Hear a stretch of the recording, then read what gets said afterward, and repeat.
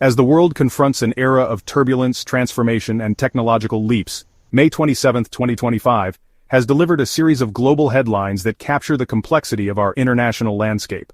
From escalating military conflicts and diplomatic tensions to triumphs of human resilience and innovation, today's top stories paint a vivid portrait of the times.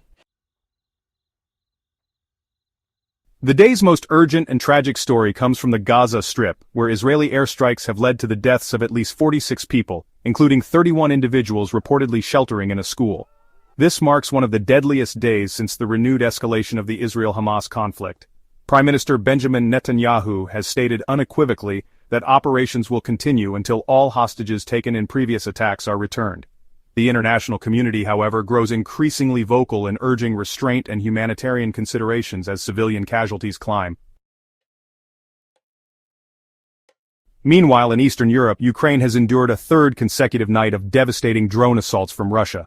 The sustained bombardment has overwhelmed Ukrainian air defense systems and killed at least 13 civilians. These attacks come amid heightened tensions following sharp criticism from U.S. President Donald Trump, who recently referred to Vladimir Putin's tactics as absolutely crazy. As the conflict grinds on, Ukraine continues to call for stronger international support and resources. In Malaysia, leaders from the Association of Southeast Asian Nations, ASEAN, and Gulf countries are meeting to address pressing regional issues, including the impact of new U.S. tariffs and the ongoing crisis in Myanmar. The summit signifies a growing pivot toward regional self-reliance and cooperation, particularly in the face of shifting global power balances and uncertain alliances with the West. King Charles III has begun a significant visit to Canada, his first official tour of the Commonwealth nations since ascending the throne. The trip, which includes the ceremonial opening of Canada's 45th Parliament, comes at a delicate time.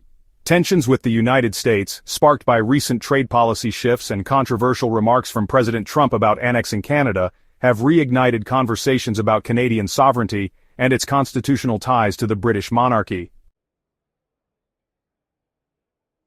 In another diplomatic development, India's Foreign Secretary Vikram Misri is in Washington, D.C. to meet with top U.S. officials. The visit underscores the growing strategic relationship between the world's two largest democracies and comes shortly after India achieved a historic economic milestone. India has now officially surpassed Germany to become the world's fourth largest economy, trailing only the United States, China, and Japan. This milestone highlights India's rapid growth and increasing influence in global markets. At the same time, the country unveiled the Bharat Forecast System, a hyper-localized, high-resolution weather model designed by a team of women scientists. This innovation is set to revolutionize disaster preparedness and agricultural planning across India's diverse regions. On the technological front, the global community is grappling with a massive cybersecurity threat. A data breach has exposed over 180 million user accounts on platforms including Google and Facebook. Pakistan's CERT, or Computer Emergency Response Team, has issued urgent warnings, advising users worldwide to change passwords and adopt multi-factor authentication immediately. In the Himalayas, Nepalese mountaineer Rita Sherpa has once again made history by summiting Mount Everest for the 31st time. His unmatched endurance and expertise stand as a testament to human determination and the cultural significance of high-altitude climbing among the Sherpa people. However, the day also brought sorrow from Philadelphia, where a vehicle drove into a crowd during a sports celebration, injuring nearly 50 people. Though terrorism has been ruled out, the incident raises ongoing concerns about public safety and event security.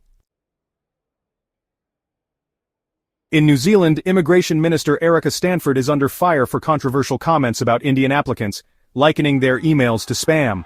The backlash has sparked accusations of racism and calls for her resignation, further intensifying conversations about immigration and diversity in governance.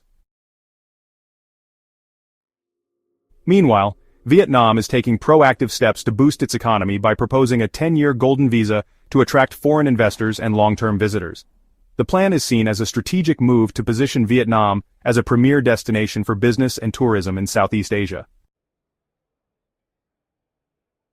And finally, Japan has, for the first time in 34 years, lost its status as the world's top creditor nation.